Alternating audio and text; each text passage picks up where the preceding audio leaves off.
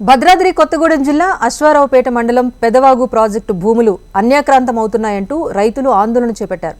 రాజకీయ నాయకుల అండతో కొంతమంది ప్రాజెక్టు భూముల్లో పంటలు పండిస్తున్నారని రైతన్నలు రోడ్డుపై బైఠాయించి ఆందోళన చేపట్టారు.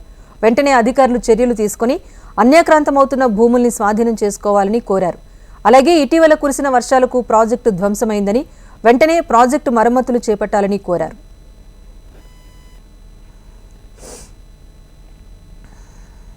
ఉమ్మడివల్లి పెద్దవాగు ప్రాజెక్టు జూలై 18 తారీఖున తెగిపోవడం జరిగింది. ఈ ఆక్రమణ 1100 ఎకరాల లోపల మొత్తం ఆక్రమణ మొత్తం రైతులు దున్నేసి వేరే ఊరు నుంచి వేరే రాష్ట్రం నుంచి కూడా రైతులు వచ్చి దున్నేసి ఆక్రమణ సాగు చేస్తున్నారు. ప్రాజెక్టు ఇంతకు ముందు ఇలా దున్నడం వల్లే బూడిపోయి ప్రాజెక్టు తెగిపోవడానికి కూడా కారణం ఇదే డి గారు 4-5 సంవత్సరాల నుంచి ఉన్నారు. ఈయనకు తెలుసు ఈ వ్యవస్థ అంతా. డి గారు చెప్తూనే ఉన్నాం. మేము డి గారికి ఒక వారం 10 రోజుల క్రితం కూడా ఒక మెమోరాండం ఇవ్వడం జరిగింది. అయినా పట్టించుకోవడం లేదు.